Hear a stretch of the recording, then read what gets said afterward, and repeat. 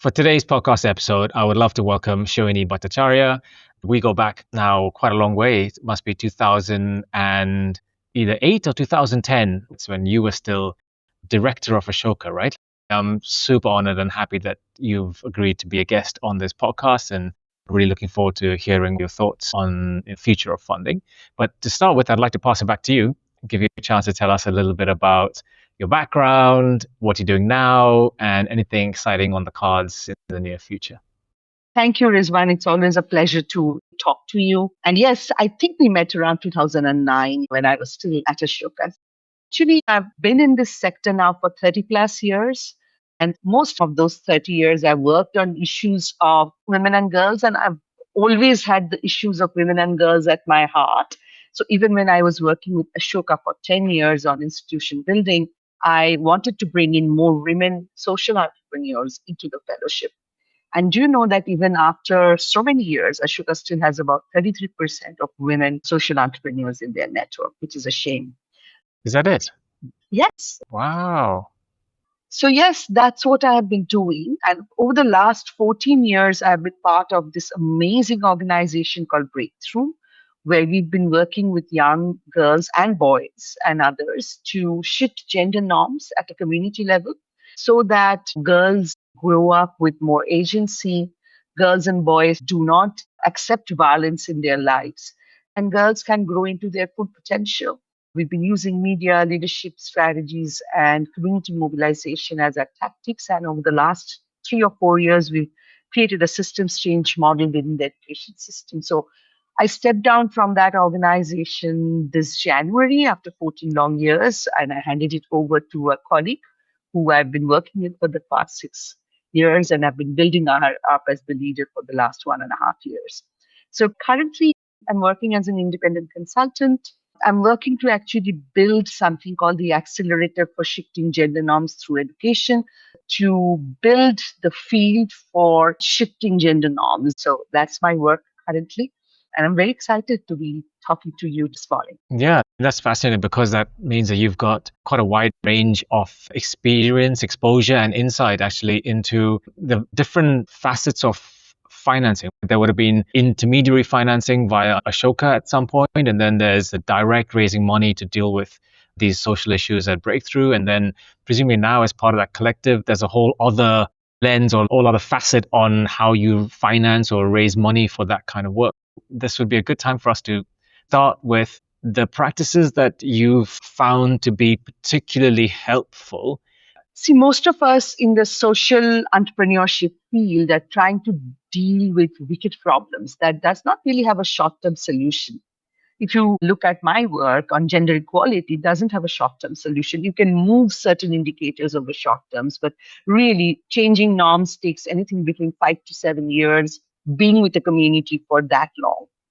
So, organization level funding is what organizations really need rather than project funding that is short term. And then we are really over relying on short term metrics to evaluate success. And that's not really a true picture of the impact.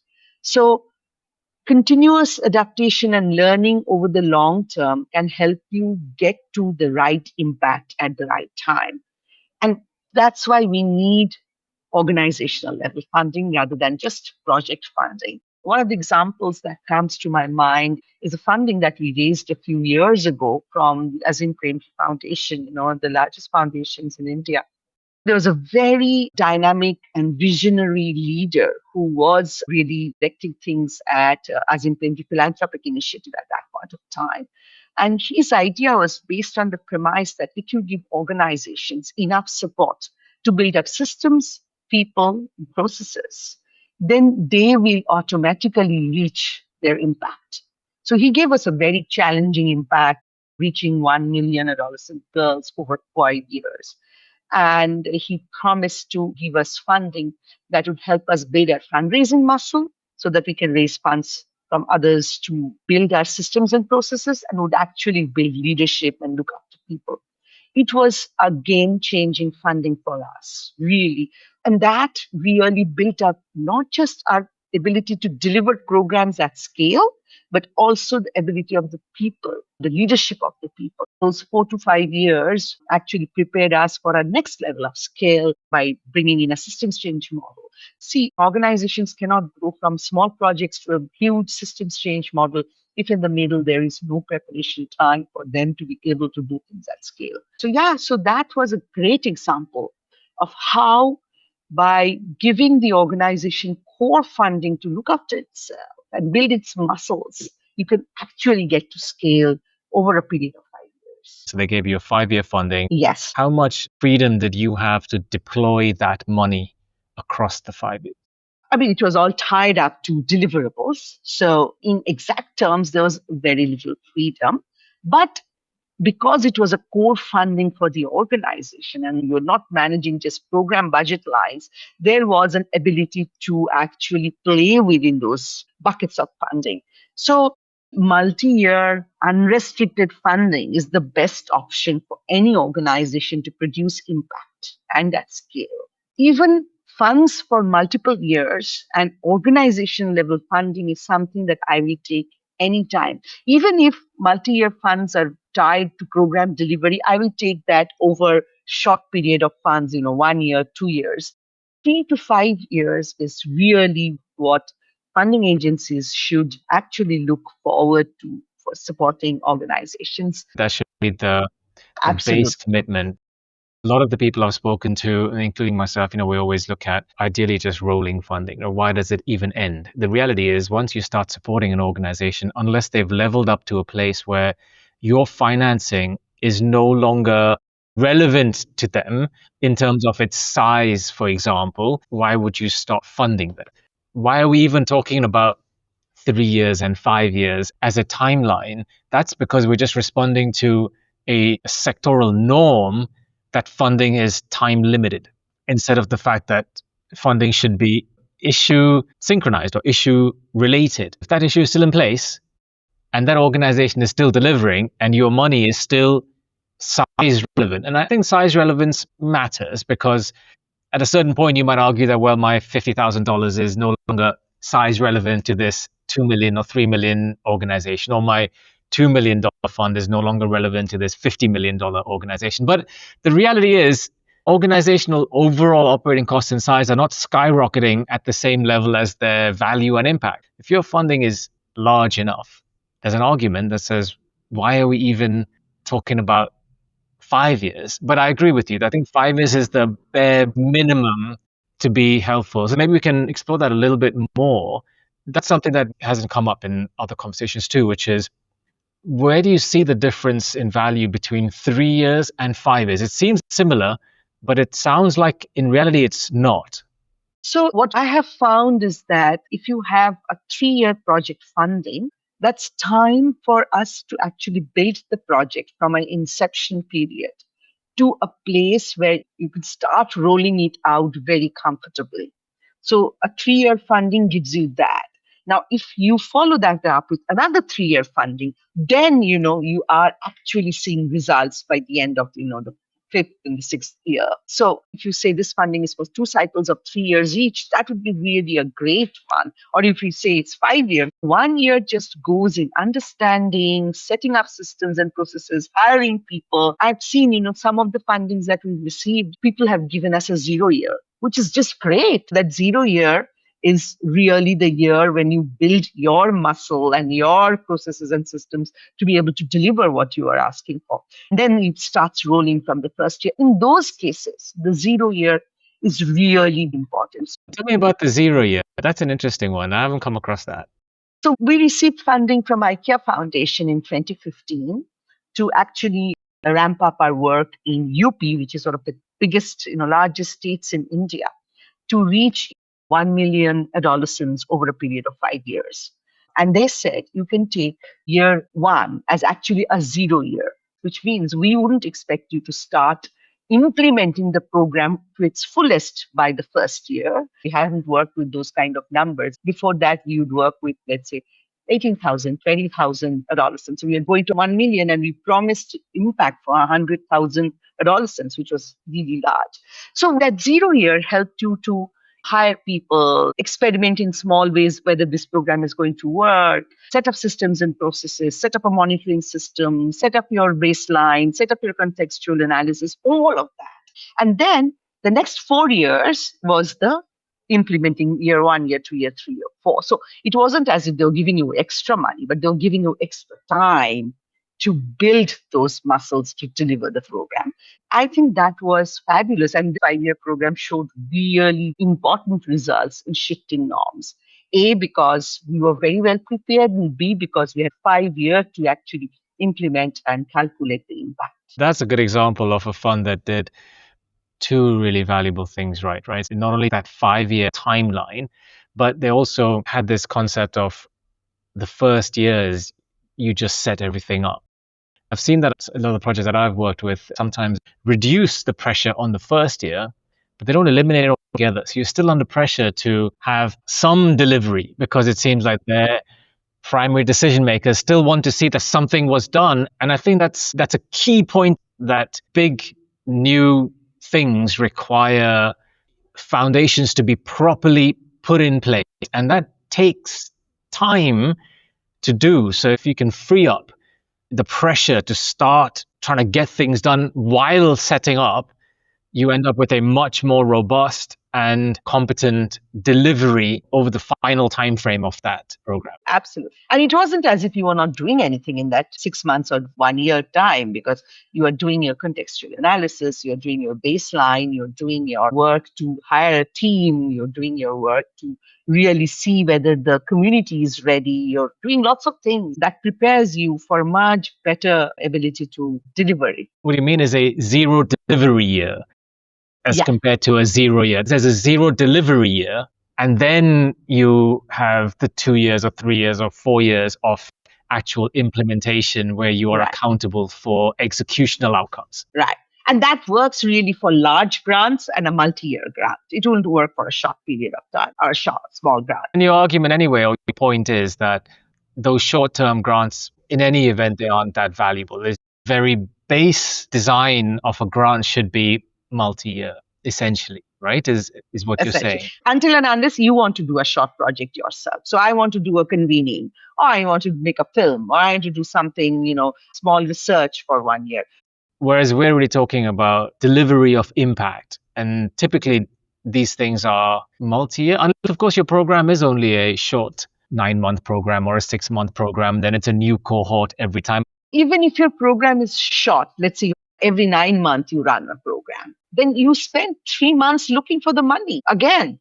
So until and unless you know that somebody has signed up with me for, let's say, 3 cycles of this wonderful program that I'm running, so I know, for the next 3 years, I won't have to go looking for funds. I can actually deliver this, make it better. I learn what I want to learn from this. So my constant endeavor is to get better at this, and is to really help the community that I'm working with in getting the services that they need from. Yeah, so there's 3 things we've covered so far. The fact that it really needs to be multi-year. It can be genuinely helpful for certainly reasonably sized programming. Ideally should have a 0 year or a 0 delivery year, and it should be org funding more than ideally programmatic funding. Yes. Okay, let's keep going. Awesome. So what else has been helpful? That's my major things that I would want if I, again, run an organization. The second thing is that the paperwork, the amount of paperwork that organizations are expected to deliver is humongous. You write a huge proposal, then you go back and forth with the funder, which is okay. I understand the back and forth, but you write a humongous proposal. And then you have reports going out. I remember a funder, I think from US, yes, who gave us $6,000, and they wanted quarterly reports. I'm like, is that a valid expectation? Sometimes for some other funding, we have to actually break it down into things like 14 cups of tea and 8 placemats and 9 writing books.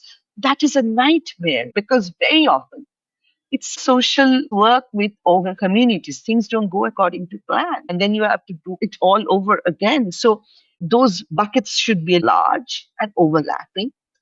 And I have seen in the global north, actually, foundations rely on annual calls to understand your impact rather than get a very detailed report. Breakthrough in the US had Libra Foundation as one of its founders. And I remember the gender vertical head saying, we don't need a report from you. We'll just do an annual call. And I said, hooray, this is what it should be like.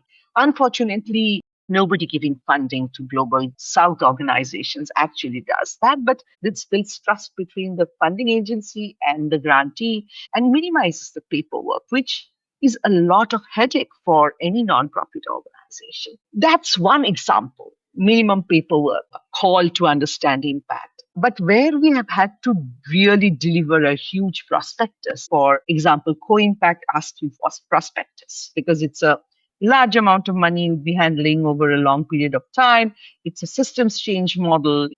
But that prospectus actually becomes then a proposal that you can take to other organizations for raising money. Its value is not just limited to that one organization and that one funding proposal.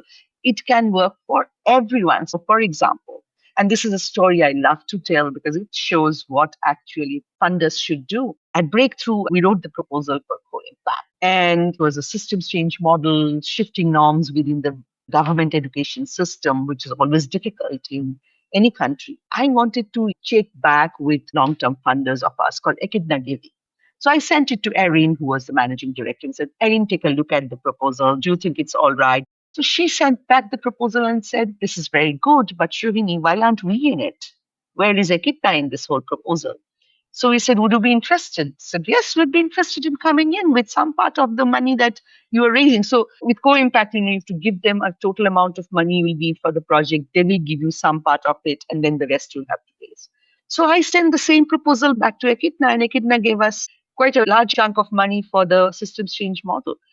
And then Echidna even went on to say that you don't have to write us a separate report. Give us the same report that you give to Co-Impact because the money is going into a pot. It's a large program. We know you're doing it. So that saves a lot of headache and that builds trust. So that is the other approach, minimizing paperwork, putting more trust in the processes, and really looking at how you can work with other funders in your community. And I've heard Co-Impact and Echidna having calls together so that they can talk to us about how we are utilizing the money. So I think that's an exemplary service and an exemplary kind of behavior.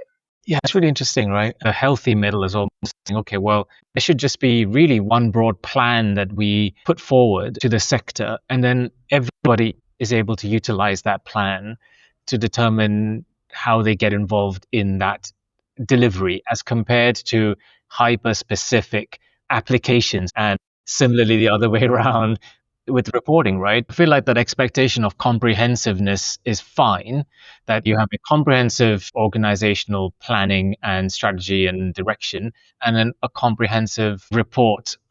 But then everybody is happy to utilize those rather than every single foundation and foundation team coming up with their own specific reporting format, their own specific RFP, which is kind of interesting when you look at it from a diligence perspective as well, because the moment you step up to competent diligence, you're in any way going past their proposal. And you're looking at whether or not the enterprise has any of those materials as their operating materials. The Epic Foundation, I remember, did a similarly great job with that, where instead of a specific application, what they wanted was to see your enterprise materials. And that makes a lot of sense because it encourages, like the point you made earlier with the co-impact thing, it encourages the organization to have those materials in place that they are using as their operating materials, whether it's strategy, design, planning, etc. But also then fundraising teams are not writing enterprise strategy. I feel like that's a super important point around the paperwork piece, which is not just the simplification of it, but potentially that willingness to utilize enterprise materials as the core directional or planning materials. Then it's a unified thing. That's just the one thing. The enterprise uses it for their operations. We use it for our screening and so on and so forth. Yeah, it becomes an organizational document for everyone to use rather than sit in a fundraising little hole somewhere. And especially when you got funding, let's say from Azim Premji Foundation around the processes and systems and so on, did you all have the in-house competence to do all of those things already? Or did they provide that competence? Or did the financing allow for paying for that competence? How was that set up? The financing allowed for us to build up a really good fundraising team that would handle report writing, proposal writing, all of those kind of things. So yes, the funding allowed us to build those expertise in-house So you rather built, than, so that's what you did, yes? So effectively use that money to hire or bring on board that capability rather than utilizing advisory partners or consultancies. yes. How did that work out for you? It was great. I think Breakthrough was successful in renewing grants at a regular level and raising large grants like the Co-Impact because we actually helped build those teams and helped build those expertise within the existing teams as well. So we really had a great fundraising team in place who could do all the research, who could do all the relationship maintenance with them. And I think it also gave a lot of us in the senior leadership team the ability to think strategically and sometimes also consult with other organizations and experts in the field to find out what is the best way of implementing this. So it built a lot of internal capacity in doing this at scale. And that's why we dared to go big. So that mix of large enough funding, long-term enough funding that gives you the freedom to build operating capability. I wonder if you see this as well, but that concept of capacity building has become entrenched, but really a lot of the time they're talking about capability building rather than capacity building. Additional capability does allow you more capacity to do stuff, but in practice, they are two separate things. You need capacity and you need capability. Absolutely. And capability is very important. And no one really gives you money to build capability within the sector. So you have to have that core funding, but you have to have that willingness among organizations to say, I don't know this well, so I will utilize this money or this resource to actually build my abilities to a certain level. But really, I think the capability is a very, very important part. Can talk about that when we look at the feature of funding bit in a couple of minutes. But before we get to that, maybe we can move on to the second part of this conversation. But before that, can I just, there's one more thing that I'd like to share, kind of best practices in Yeah, sounds fundraising great. is that when the support goes just beyond the funding, when I've had organizations work with me to build up that strategy, I've had funding organizations saying, look, can you do it this way? Do you think if you tell your story this way, it has a better impact? That's a great, great service because philanthropic organizations know what other philanthropic organizations are going to, look for. So, would you give us a good example of what you meant by that point? Yeah, I have a couple of examples. One of them is Echidna Giving, which is a philanthropic organization based in California, mostly focused on girls' education. And one was a donor at the time when this thing happened. And they had, invested in one of our programs that invested $1 million over 3 years, which was a great support. And they were very good donors to begin with. There was very little formats and reporting needs. There wasn't very regular check-ins. They were not breathing down your neck, but they were very firm in terms of the outcomes and things like that, which is perfectly all right with us. So when I was writing the co-impact proposal, which was for a $10 million over 5 years on mainstreaming a gender lens within the public education system in India, I sent our contact, who was the managing director at that point of time, my proposal to say, take a look, what do you think about this? Do you think this kind of sits in well? And she was very enthusiastic. She came back saying, why aren't we in this? So I know because Co-Impact is only giving you a part of the money, the rest of the money you'll have to raise. So that was great. And then they invested $5 million in us for 5 years to help us bring this systems change model in. So, but not just that, Erin, who was their managing director at that point of time, toyed with us on certain ideas that would help us present the whole organization rather than just the systems change part of the work, helped us build that narrative, which is a huge, huge help from somebody who understands the philanthropic sector and what the philanthropic sector needs. So that's one of the examples. And then with Echidna, we've had many rounds of discussions in terms of what's the philanthropic weather like in the US right now? How should we go about raising individual money? How should we go about raising organizational money? Also, Echidna Giving as a policy has small buckets of other monies attached to proposals. So once you get through and you are part of their portfolio, they help you with organizational effectiveness. So if you want to make a strategic plan, they come in with a different pot of money. If you want help with fundraising and want to set up a consultancy to get some strategy on a particular bit of fundraising, they'll help you with a separate pot of money. So these separate pots of money help to actually build core competencies of the organization, which might not be part of the original proposal. So those are really great.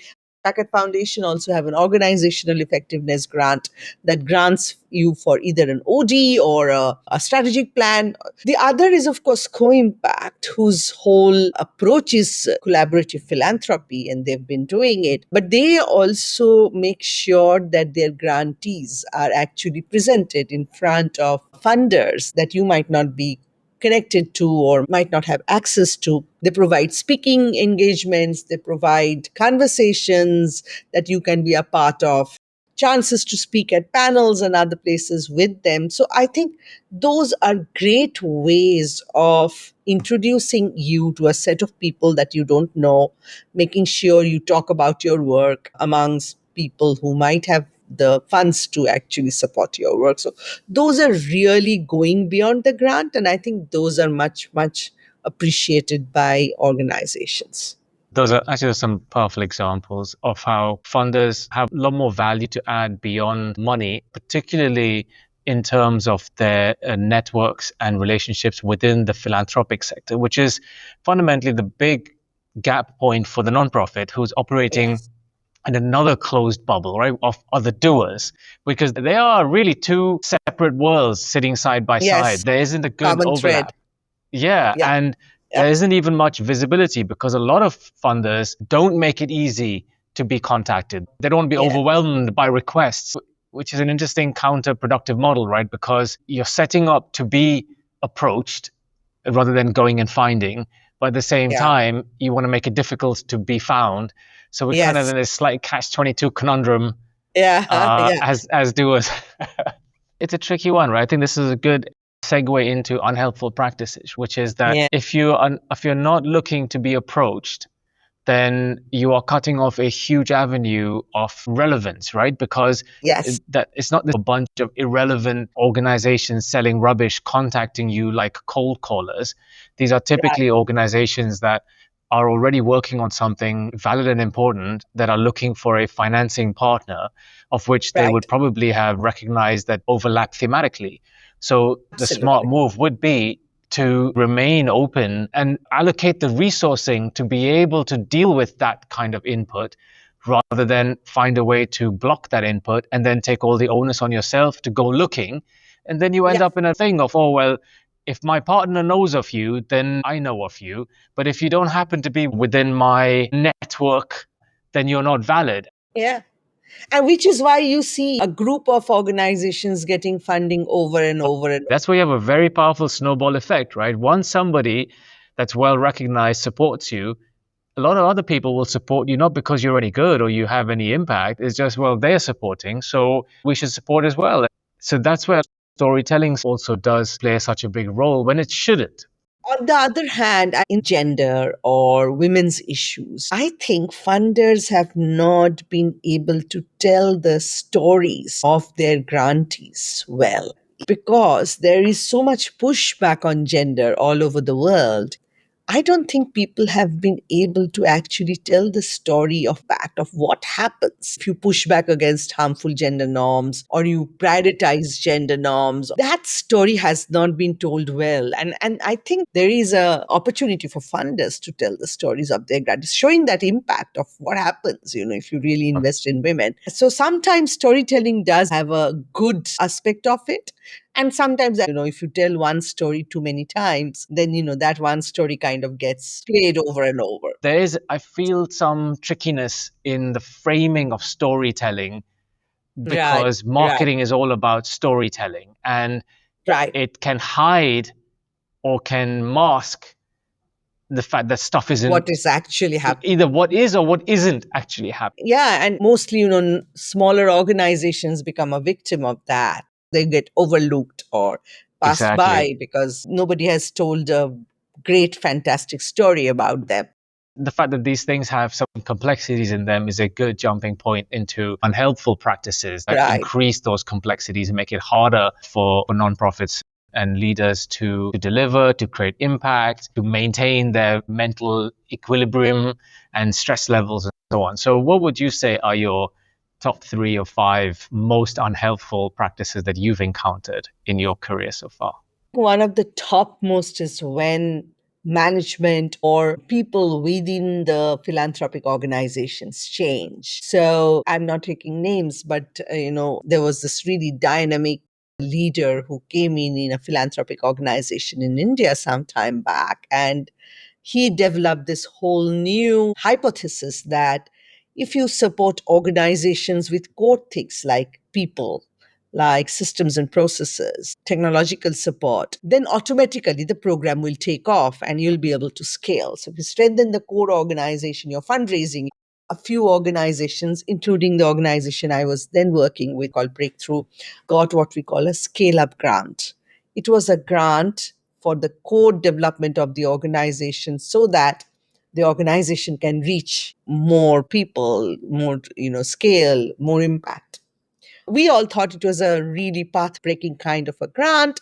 The person was very dynamic, had lots of great ideas. Really, if you look at the fact that Breakthrough was able to scale to where it is right now, is because of we got that grant, which was great.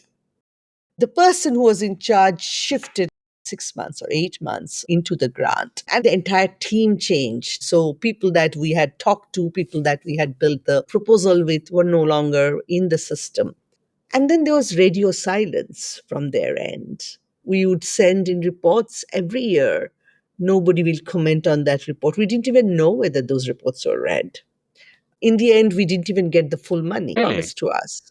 I mean, we got about 90% of it, but we were entitled to 100, right? Yeah. And unfortunately, there was again no good response. Good, bad, ugly, whatever. There was no response from the rest of the organization on how did they like our report, did they not like our report. And from time to time they would bring in new people, interact with them for 3 months, and then there will be another new person coming in. So it was very unsettling.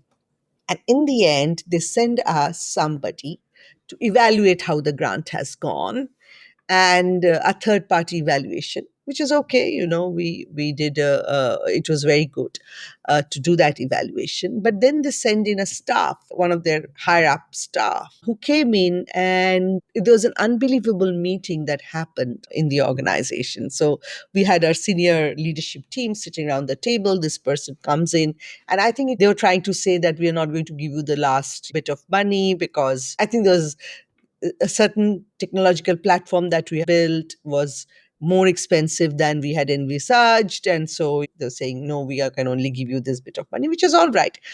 This person comes in and proceeds to trash every bit of work that we have done, saying, oh, you've done compliances, you figured out competencies for your stuff. That doesn't work really in my HR experience. Oh, you've built a SAP. Well, you should have built it from this person, not this person. Then that person would have given you a much better cost. I mean, you could have suggested that four Earlier. years ago when we got the grant, when there was radio silence to everything that we sent you. So, proceeded to trash every bit of the work, didn't offer any constructive suggestions or anything. I think that person was only the messenger to come and tell us that you're not going to get the last bit of money. It is so demoralizing to have somebody do that to you. And so this happens when the vision changes, when the person changes, when there is no steady organizational support to the grantees. And it seems like All they want to do is just give the money away. But that's quite common, though, isn't it, Sohini? Where the fund or the foundation see their job or the team's job is to give the money away within some parameter of internal reporting. And they're not really Right. that bothered about effectiveness, quality. The organization is just a vendor that is using their money as compared to a partner in impact. And it's one thing when people change, especially when you have visionaries that make a lot of promises and feel like they're an excellent fit when you begin, and they change. There's a glitch Yeah. and there's an Yeah. inconsistency in who's being hired Yes. and why. But that's one Yeah. aspect. The other aspect that I've seen quite a few times is when there's a handover. So the people who set up the grant are then not the people who monitor the grant. I remember years ago, and this was working with APPI, and there was a really great lady. Gosh, I forget her name now, but she was really good. She was our grant manager, and we had great conversations. She understood what we were trying to achieve and helped us set up the whole application. But a lot of it was verb. It was all again the usual problem of, can you give us something in a week, because we have to give out the money in a Right. week. And so and then there were Right. assurances that they would help us, etc. Fine, so we got through the whole process. She got us through the grant, but then when the grant was awarded, it got handed off to their internal finance team to do the 3 years worth of monitoring and engagement with us. And nothing had been handed over in terms of agreements, in terms of assurances, in terms of understanding who we are or what we're doing. And then the people who were then engaging with us knew nothing about children or institutional care or the system. And it all became about accounting codes and receipts. And then at one point, we had an insane meeting where they turned up one day, and then I looked at our reporting and said, well, why isn't all of this in a separate account? And because it Mm-hmm. wasn't in a separate account, they put a complete moratorium on any further tranche releases. And we were like, there was never any agreement. We never had another account when we began the grant. Nobody ever said anything about a dedicated account into which all your Yeah. money sat. And there's some other stories I could tell about them, but they then had something like a 4 month pause on the release of that tranche. And in a 3 year cycle, you've got to think about the fact that everyone's salary is dependent on that. You don't have a Yeah. second set of money. And the only reason we survived is that a third of our money came from unrestricted funds raised by volunteers. Otherwise, Yeah. those teams would have fully collapsed. And when they came back then 4 months later or 5 months later with the money, saying, yeah, now you can backwards reuse it, there would be no team to backwards reuse it. Absolutely. Absolutely. And, I mean, don't set me off. There's so Yeah. much to share Yeah, but it's around shocking, that. isn't it? But These are the biggest, this this is is like the shocking. Gates This is grade, shocking. this is a Gates grade organization. You know what I mean? We're not talking Exactly. about Yeah. we're not talking about small funders. These are the big power Right. players in the system. Yeah. Yeah. Yeah. Yeah. So, I mean, with the same organization, everybody has an MOU, right? A Correct? grantee Yeah. and we suggested some changes to the MOU, and to the last date of closing that grant, that MOU has not been signed by the foundation. I mean, literally, and our finance had made it very strict for us never to even use the money without a signed contract or MOU. Correct. It was Of course. compliance issues. But we had to, for 5 years, we used that money without having an MOU signed because they just wouldn't sign it. I don't know what was the problem. It was their MOU. We had suggested some changes, which were very normal changes within the time frame. And But these things really so do yeah, put so the these non-profit at risk, right? Because they can turn on it at any totally, point and totally, then hold it against you, and you have no way absolutely. to reverse hold them accountable. Do you get what I mean? Like, all the risk is Absolutely. yours, and I think this is what Yeah, funders yeah, need to yeah, appreciate: is that yeah, all the yeah. risk is the non-profits. And so that communication really matters. You have to be able to sit down and talk to the foundation who's giving you the money as a friend. So the power relationships will have to change. And I have seen that power relationships more in India, frankly. I mean, there are organizations abroad also which has that, but in India, this power structure is so well defined and it's so much in place that to move it is so There's a difficult, cultural element there as well, So, though, right? That's one of those good examples of a patriarchal culture, right? And when I say patriarchal here, it's interesting that it's not always propagated just by men. It's a structural problem where even if you're a woman in leadership in that system, you behave the same way, typically in those structures, exactly. because the Yes, system is you set do. up like that. It's, yeah, Absolutely. Absolutely. Very patriarchal, very hierarchical, yes. very much like, I'm the program officer, that person is the program head, very defined by designations and the roles and things like that. Talking about the responses, I always found it a big challenge trying to get FaceTime with the leaders of foundations. Oh my God. Oh my God. And then there are organizations who were like, very open. You could pick Exactly. up a phone and talk to the leader, or you can just WhatsApp a message.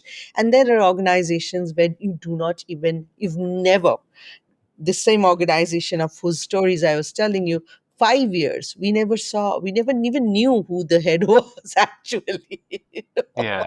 Who was it that was, there were two or three and four program people that were referred to us, or a CEO, CFO who was referred to us, but never get to meet the person who's Yeah, running the whole they're always show. very busy. And I remember when I was running Make a Difference. Make a Difference, 5,000 people at 23 cities. This is a big, big venture. In terms of who's likely to be busier, it's definitely me, right? Their whole teams, I don't know, maybe 100 people or 20 people or something like that. We're talking about thousands of people, and they are I know. too busy. And I'm like, if I can find time, I can Yeah, find time for everybody. exactly. I don't mean the funder. No, I'm not jumping because the funder's here. If you came Yeah, along yeah, and said, yeah. "Hi, Rizan, have you got an hour?" I'll find you an hour. You know, Yeah, and that is to maintain that status quo of power dynamics. And frankly, if that doesn't move, then Indian philanthropy will never come of age. you're right. That is a very big difference between Indian philanthropy and some Western philanthropy. But at the same time, I'd say CSR is often like that. My God, don't even start me off on CSR. All right. Yeah, yeah. Let me start you off on CSR. Go on. Yeah. So really the unhelpful funding behaviors, I can give 7 out of 10 to Yeah. foundations and philanthropic Yeah. organizations. I can probably give only 2 or 3 to CSRs. Again, because I don't think they care who they give the money to or for what they give the money to. And the whole rule of this has to be year on year funding is so difficult for organizations. And then every 1 rupee has to be explained. Some foundations also have that, the line items, which you have to account for the cups of teas that you are actually going to use in a meeting. Well, I mean, isn't that counterproductive? Why don't you give money in large buckets so that organizations have the freedom and the ability to actually use the budgets in a much better way? So yes, the bureaucracy, the whole thing about you have to spend all your money by a certain date, the whole year on year funding are practices which actually hold up many organizations from actually accessing CSR money.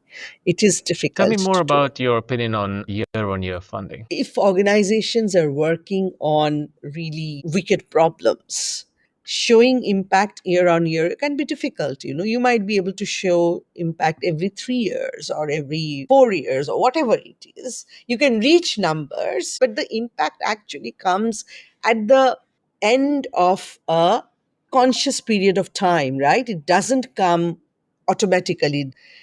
So CSR funding will be given to you in 1 year, and you'll have to show impact in 1 year. That's a problem.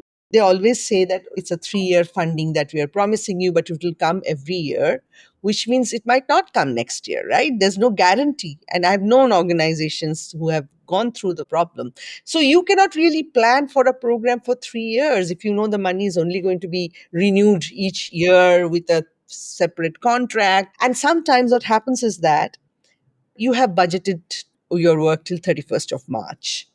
and you approach the organization, let's say in February, to renew, it takes time, so your contract is going to be renewed in July, let's say. So how are you going to fend for yourself in the months of April and May?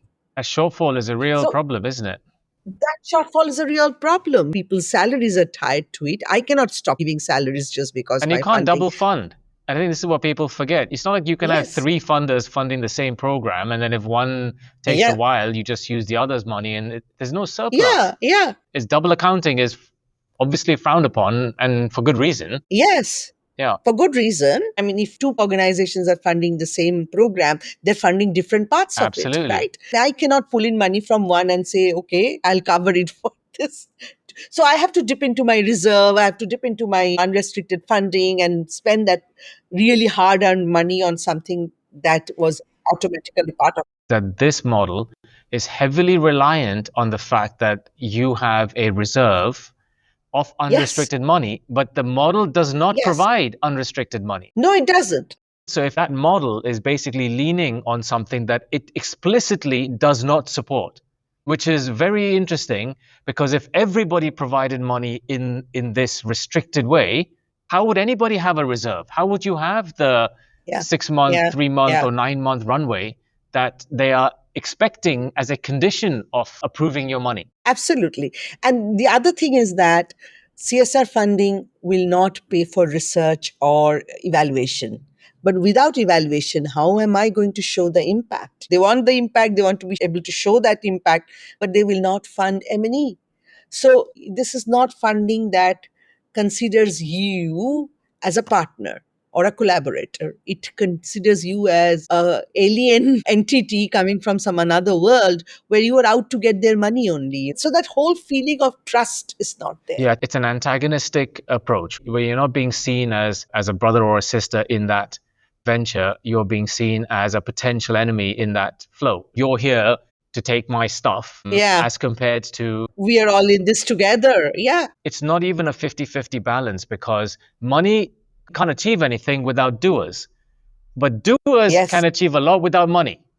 There's a big difference between the Exactly. two. Like you and me, we'll continue doing stuff even if people aren't paying for us, right? Whereas just Yeah. because you have money doesn't mean that you have the skill, the infrastructure, the capability, the exposure The trust of the community. to be able to achieve. You can't just throw money at a problem. You can't get 1,000 McKinsey people to land on a village in Gujarat and think that somehow the villagers are Right. going to be like, "Hey, welcome." So, Yeah. Yeah. um, it's a great point that you're making here of the fact that it needs to be a better, well, first of all, longevity, so that 1 year type approach is too short. Secondly, that recognition that if you want to see results, you have to pay for the process of capturing and analyzing those results, not just the activity that creates the result. No, not just the deliverable that is intended to achieve that result. And we've got into a place where nonprofits have to become very creative in how they build in that evaluation cost into programmatic design, which again puts a huge Right. onus on an organization or typically that doesn't have sophisticated financial in-house capability. Right. So my top three are really the trust and the power dynamics, the people within the foundations or the philanthropic organizations and their investment in what you are doing. And that ultimately I think depends on the trust. And then being non-bureaucratic, being responsive, more communications. But the other thing, just to get over transactional relationships and create more transformative relationships, many American or European organizations really try and create a transformative relationship rather than a transactional relationship because effective work relies on all of these. It requires the sensibility of listening or learning and humility and collaboration, uh, and ultimately, it relies on funders willing to give up their power to build collective impact. Yeah. That's really nicely leading us into the final stage of this podcast, which is how would you envision the future of funding if it was to be more effective and more impactful, or if it was to achieve the dream state of outcomes that you would aim for? I think the first one would be give multi year unrestricted funding. That's the dream. If organizations can get multi year unrestricted funding, addressing the root causes of really systemic problems, you would begin to see impact. You would begin to see things change much faster than the time it takes now. I think we should maybe open this up a little bit because multi-year now has got an established definition of 3 years. But you've just made a very important point or caveat in this, which is addressing the root causes of systemic problems. The moment you Yes. the moment you start thinking about something like that, then my question back to you would be, is 3 years enough? And if not, what is realistically the minimum timeline of, let's say, commitment, if not necessarily funding? To me, a realistic time frame would be 5 to 7 years. Yeah, if not 5 to 10. Because I have seen that in programs where you're focusing on mindset change or behavior change or norm change, it takes 5 to 7 years to reach that impact. It takes time to get to a point of impact, but then a lot of impact you see beyond the timeline of the initial programming, right? Because the point of especially systemic change is that as you destabilize the systemic root causes, there's a cascade effect, especially in the work that you're doing, right, with girls, which is Yeah. generational Yeah. shift. It's not necessarily going to be 5, 7, 10 years, but it's going to be when you see the daughters of those women, that's a Yeah. whole other level of impact, which should be explicitly designed for, not being taken as a value add. That comes back to investing or committing to the timeline, not just of delivery, but then the timeline of conversion of that delivery into impact, Yeah. which is where Yeah. you Yeah. move away from 5 to 7 and start getting 7 to 10 and 10 to 15. Yes, absolutely. If I am giving money to something, I'd definitely like to see long term impact. And that long term impact is not easily achievable. And trackable, Shoini, going back to your point, that's where the cost lies, right? Once you finish the delivery cycle, it's the staying engaged and monitoring cycle that still needs to be financed. Yes, financed, absolutely. And then sustaining that change. If you have created a change, it takes another 5 years to sustain that change, right? This is an interesting conversation of fund design because it's not necessarily about saying you need $1 million every single year over that 15-year timeline. You may need the million for the Right. first 5 or 7, and the next 5 or 7 Yeah. may require 200,000 or 300,000, or it's a Yeah. maintenance, Yeah. it's a tracking, it's a monitoring, but you can't stop after the first 5 years worth of $1 million funding and assume that it's going to have the same effectiveness as if you created the maintenance programming along with it. Yeah. Some funders really envisage their funding as periods of 3 year funding over 3 cycles. And that's okay, right? It doesn't matter that you're not funding 9 years in one block. We're not giving you 10 years worth of money. It's about committing. So interesting that we're still stuck in this concept of time boxing because that is a current Mm. paradigm. The reality is, if Yeah. an organization is doing a great job of addressing that issue, why are we even talking about time boxing?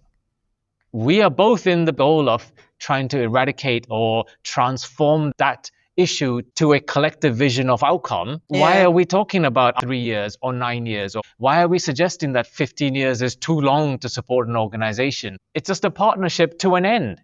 If the end is a 40-year end, why aren't we a 40-year partner? Ideally, we should not put any time limit. This is not a binary thing of saying we support you regardless. There's obviously an achievement expectation and a progression Yeah. expectation. And Yeah. we're not talking about just throwing money to keep your organization alive for 40 years, but we are saying that if that organization or group of organizations or that network is in fact meaningfully progressing, meeting agreed commitments, why are we talking about a 3 year, 6 year, 9 year, and then I'm sorry, we can't fund you more? You can see how stuck we all are in that paradigm of the fact that it must be time boxed. Like we couldn't possibly suggest an issue synchronized fund as compared to a time boxed fund. Absolutely. Absolutely. There is a paradigm shift there that needs to happen. Without that, I think all of these will not change. And you'll see that we've created that sibling paradigm in the nonprofit as well, because all nonprofits are programming in these time boxes as well. The bulk of my work globally has been working with organizations to delimit this time boxing and saying, well, what is the time frame needed for that transformative sustained outcome. Right. And people say 27 years, 30 years, 3 generations. Like, okay, let's design 3 generations, not a program of 3 years. Even make a difference from working with kids till 16 and then to aftercare 20 something. It's like our goal is middle class outcomes in their adulthood. Mid 30s is going to be the minimum stage of sustainability. So now we change the Yes. programming to maintain all the way up to that age. Heavy investment early and then tapered off, but sensible investment all the way through until you see that sustained conversion. Exactly. So if you choose a problem, the overall goal is to meaningfully shift the conditions that held the problem in place. Until we see that, we'll continue to fund this. Exactly. It also requires a depth of understanding and addressing root cause of problems that you are tackling. So you also think differently how you're going to measure the impact of this organization over a longer period of time. But that has an implication of competence and expertise, right? Leading into another point, which is what level of expertise and competence should funders have in house? I have a dream thing in that as well. If organizations can rely on the lived experiences of the people working at the very deep end to solve these problems, then I think we will be able to create that mind shift change within the sector.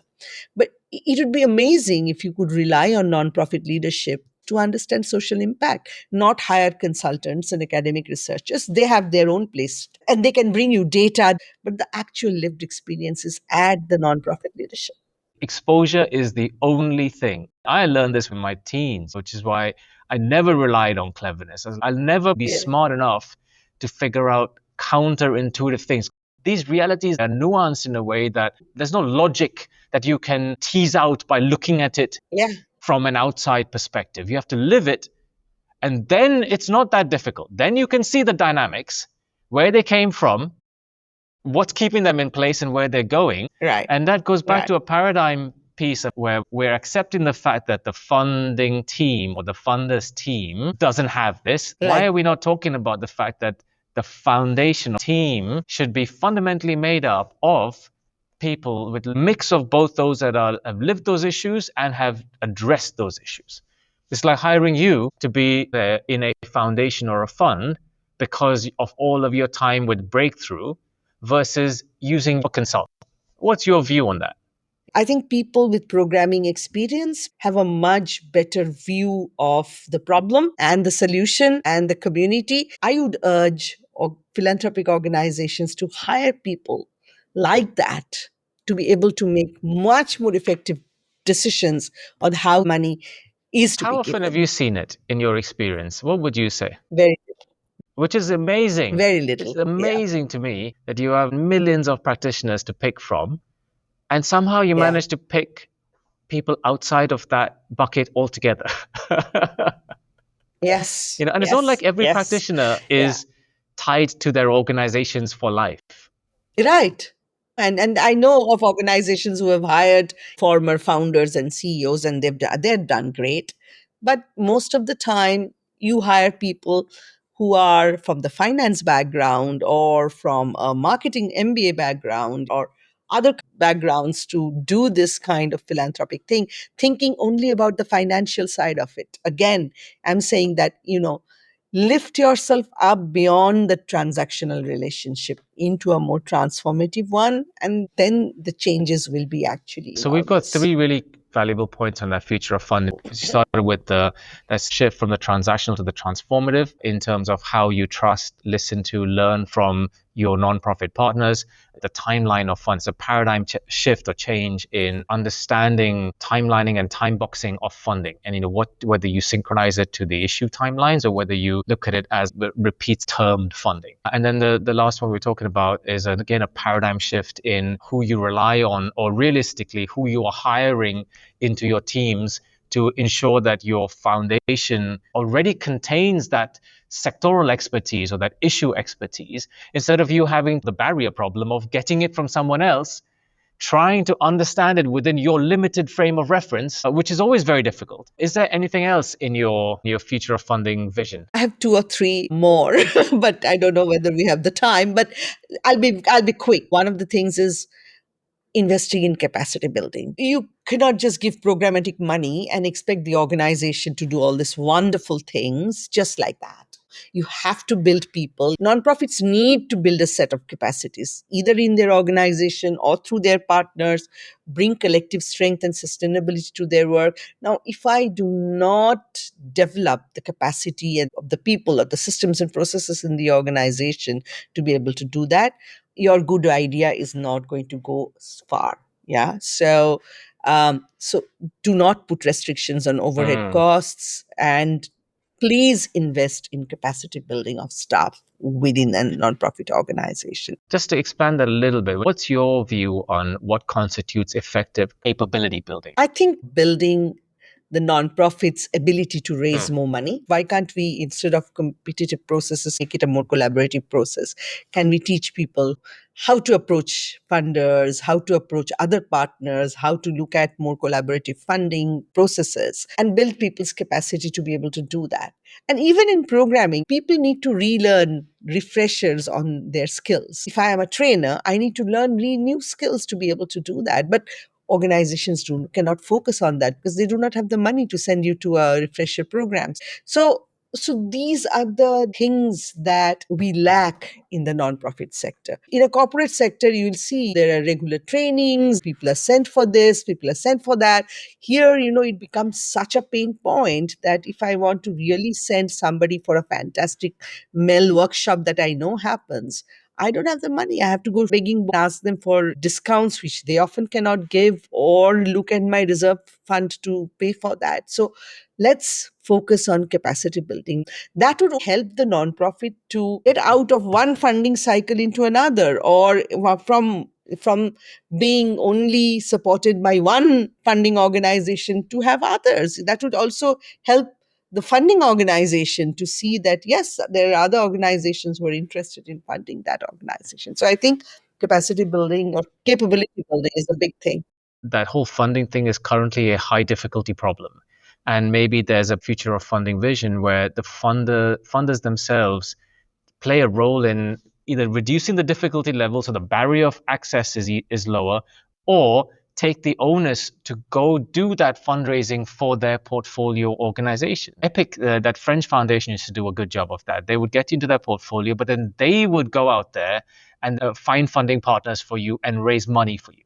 They'd commit to $100,000 or something from their own fund, but then they would commit to raising $1 million or $2 million or $3 million for your organization over the next few years. Yeah. That's again paradigm change in terms of capacity building for a difficult challenge to just taking on that difficult challenge yourself and taking the burden off the nonprofit. And my last thing would be to urge organizations to support networks or collaborative entrepreneurship.